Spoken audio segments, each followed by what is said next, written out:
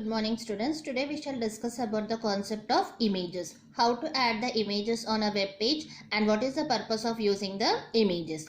The main purpose of using images is to beautify and depict many concepts on our web page. Okay, the purpose of using the images is to beautify. Beautify is nothing but making the website or the web page in an attractive manner to attract the end users. Okay, rather than also we have a saying that an image or a picture is worth 1,000 words. When seeing the image you can understand everything in an easy manner rather than listening to the words. Even coming to the concept, if you are listening to the concept in a theoretical way, you may or may not remember few sentences, but if you see the image or the representation in a diagrammatic form, remembering of the concept is very easy.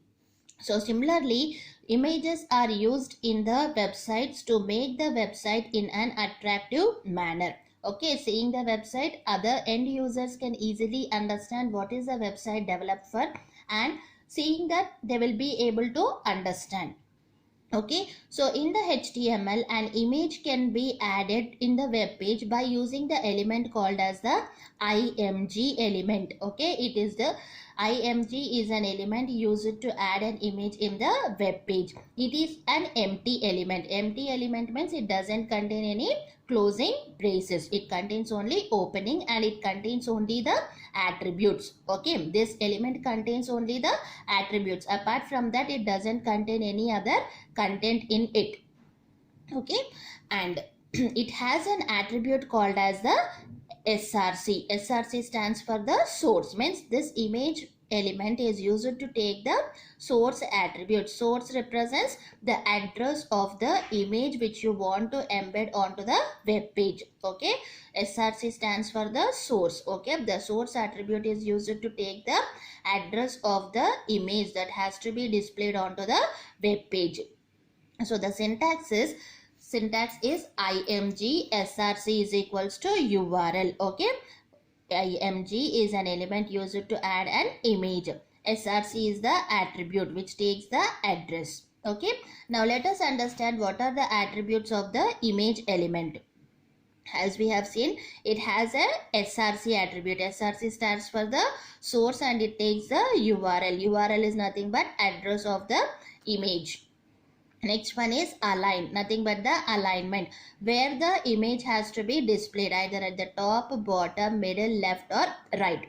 Okay, by default the image will be displayed in the left side. Apart from that, if you want to display in different alignments, then you have to use the attribute called as an align. Next one is alt, means text. It takes the value as text, giving an alternate name to the image. Next, title. Title takes the value as a text, giving a title to the image. Border. If you want to specify the borders for the images, these borders will be represented in the form of pixels. Next, height, width. Height is also in pixels, width is also in pixels.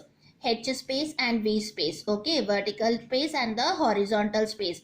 Horizontal spaces is also in the pixels, which specifies the white space on the left and right side of any image.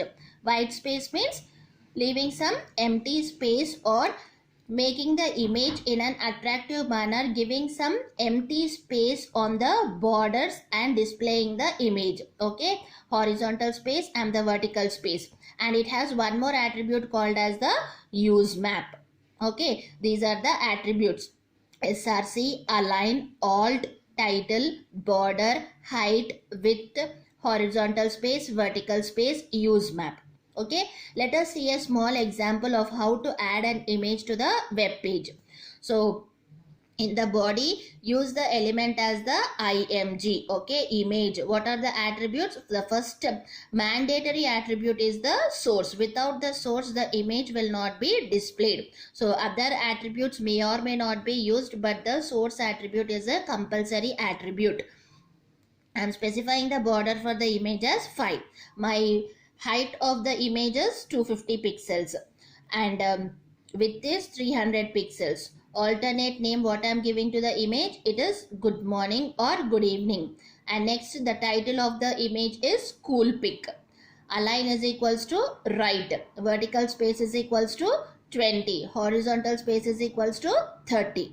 And I'm specifying a paragraph. Okay. In the paragraph, I'm writing some content. Close the body. Okay. I'm not closing the image element. You can imagine, since I have told you all that image is an empty element. It contains only attributes, but it doesn't has an closing element or the closing tag.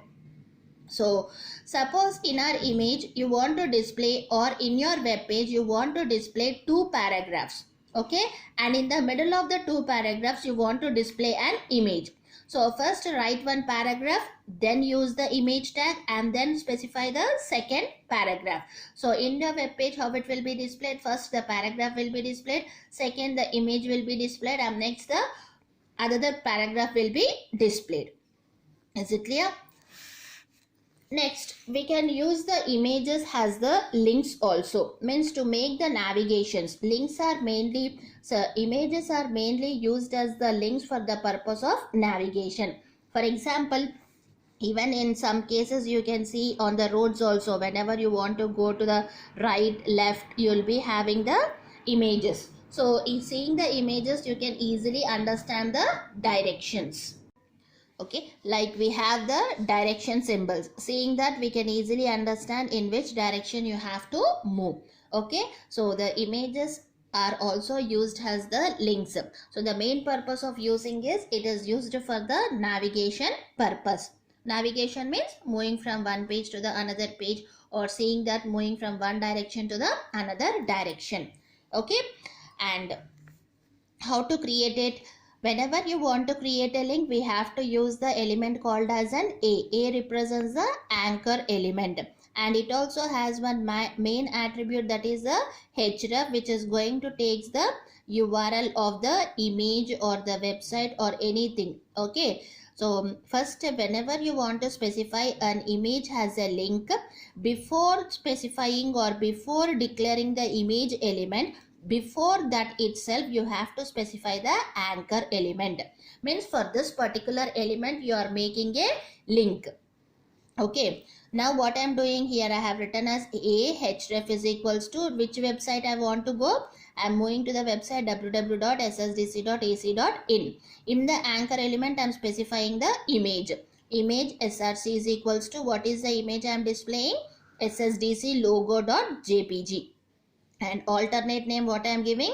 College. What is the title of the image? It is degree college. Width of it is 250 and the height is 200 pixels. And after specifying the image, close the anchor element. Means in your output, it will be as, first an image will be displayed. If you click on this image, you will be redirected to the website www.ssdc.ac.in. Okay, so whenever I click on the image ssdc.jpg, from here I will be redirected to the website www.ssdc.ac.in. Is it clear? So the next important concept is image mapping. What is meant by image mapping? So whenever we are linking an image using the links, as we have discussed in the above concept, here we will be able to link up only one image at a time in the web page. Okay, but in some situations you want to have multiple images.